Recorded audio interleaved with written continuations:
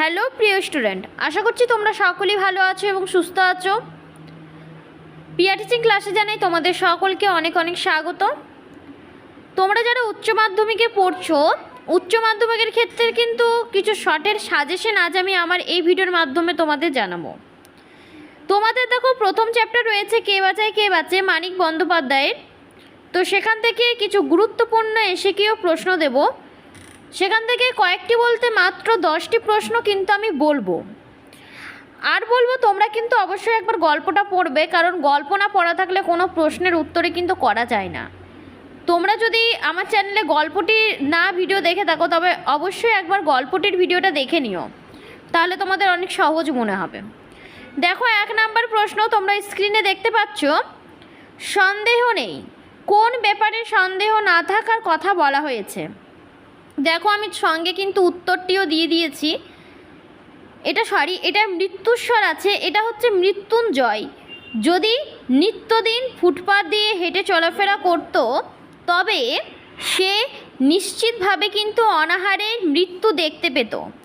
এই ব্যাপারে কোনো সন্দেহ কিন্তু না থাকার কথা বলা হয়েছে।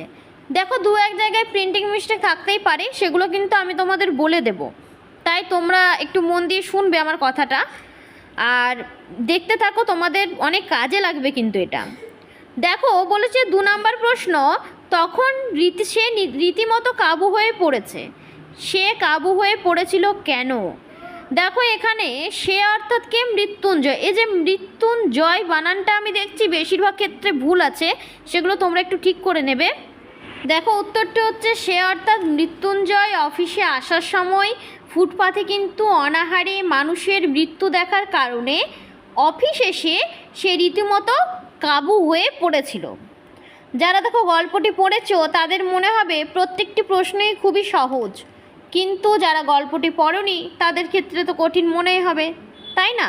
তাই আমি তোমাদের কাছে অনুরোধ করব তোমরা একবার গল্পটি পড়ে নিও। দেখো শুধু একবার পড়লে হবে না, গল্পটি ততক্ষণ পর্যন্ত পড়তে হবে যতক্ষণ না তোমরা সমস্ত প্রশ্নের অ্যান্সার করতে পারো। দেখো 3 নাম্বার প্রশ্ন, নিখিলের সমপদস্থ মৃত্যুঞ্জয় নিখিলের তুলনায় কত টাকা মাইনে বেশি পায় এবং কেন? দেখো নিখিলের চেয়ে মৃত্যুঞ্জয়ের নিখিলের তুলনায় 50 টাকা মাইনে কিন্তু বেশি পায়। এখানে দেখো বানান আমি দেখছি অনেক ক্ষেত্রে ভুল আছে, তাই আমি বারবার বলে দিচ্ছি। 50 টাকা মাইনে বেশি পায় কারণ তার একটা বাড়তি দায়িত্ব আছে। অন্য সকলের মতো মৃত্যুঞ্জয়কেও সে খুব পছন্দ করে, আর বাড়তি দায়িত্বের জন্যই তার কিন্তু টাকাটা একটু 50 টাকা বেশি। কী কারণে সে মৃত্যুঞ্জয়কে পছন্দ করে? কে অর্থাৎ মৃত্যুঞ্জয় শুধু নিরীহ শান্ত দরাজ ভালো মানুষ বলে নয়। কে পছন্দ করে বলো তো? নিখিল পছন্দ করে, কারণ সে ভালো মানুষ বলে নয়, সে সৎ সরল বলেও কিন্তু নয়, সে মানব সভ্যতার সবচেয়ে প্রাচীন সবচেয়ে পচা ঐতিহ্য আদর্শবাদী কল্পনা তাপস বলে অন্য সকলের মতো নিখিলও কিন্তু মৃত্যুঞ্জয়কে খুব পছন্দ করে। দেখো প্রত্যেকটি প্রশ্ন এবং অ্যান্সার মন দিয়ে যদি পড়ো একটু বুঝে বুঝে তোমরা কিন্তু অবশ্যই পারবে, গুছিয়েও লিখতে পারবে। দেখো 5 নাম্বার প্রশ্ন রয়েছে, মৃত্যুঞ্জয়ের রকম দেখে নিখিল অনুমান করতে পারলো। নিখিল কি অনুমান করলো? না, মৃত্যুঞ্জয়ের রকম দেখে নিখিল অনুমান করতে পেরেছিল যে বড় একটা কোনো সমস্যার সঙ্গে তার সংঘর্ষ হয়েছে বলেই সারসিতে আটকানো মৌমাছির মতো সেই স্বচ্ছ সমস্যার অকারণ অর্থহীন অনুচিত কাঠিন্য সে মাথা খুঁড়ছে। এটা হয়ে গেল তোমাদের 5 নাম্বার প্রশ্ন। এবারে দেখো তোমরা 6 নাম্বার প্রশ্নটি দেখবে, মাত্র আমি 10টা প্রশ্ন কিন্তু দিয়েছি। দেখো 6 নাম্বার হচ্ছে, নিখিল সংবাদপত্রটি তুলে নিল, এই সংবাদপত্রে কোন বিষয়ের মন্তব্য করা হয়েছে? দেখো উত্তর হবে ভালোভাবে সদ্গতির ব্যবস্থা করে গোটা 20 মৃতদেহকে স্বর্গে পাঠানো হয়নি বলে সংবাদপত্রের এক স্থানে তীক্ষ্ণ ধার হা হতাশ করা মন্তব্য কিন্তু করা হয়েছে। তারপরের প্রশ্ন দেখো, টুনুর মা তাকে সকাতর অনুরোধ জানায়। টুনুর মা কাকে কি অনুরোধ জানায়?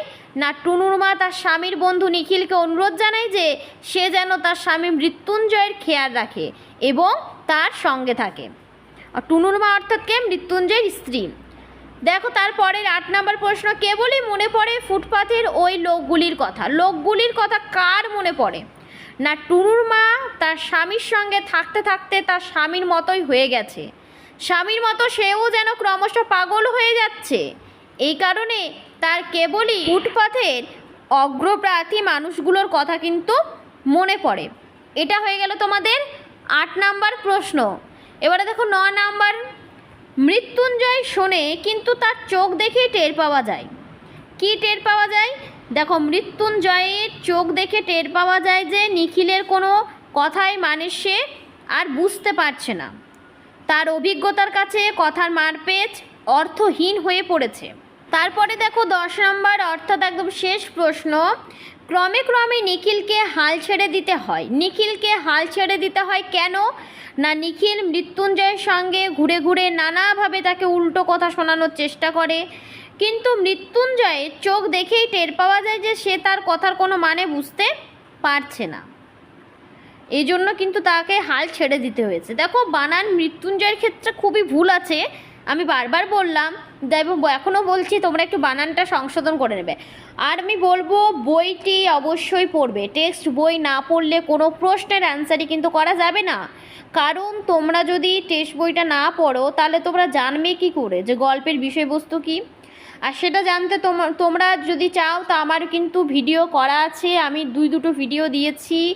কে বাঁচায় গল্পটি, শুধু কে বাঁচে নয়, ভারতবর্ষ যে সমস্ত গল্প রয়েছে আমি সব গল্পের ভিডিওই কিন্তু দিয়েছি। তোমরা না দেখে থাকলে অবশ্যই একবার গিয়ে দেখে নেবেন।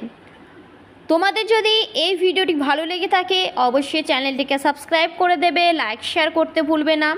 তোমাদের যদি কোনো রকম অসুবিধা থাকে পড়ার সম্বন্ধে, সাহিত্য সম্বন্ধে, অবশ্যই আমাকে কমেন্ট করে জানাবে, আমি চেষ্টা করব সে সম্বন্ধে ভিডিও দেওয়ার।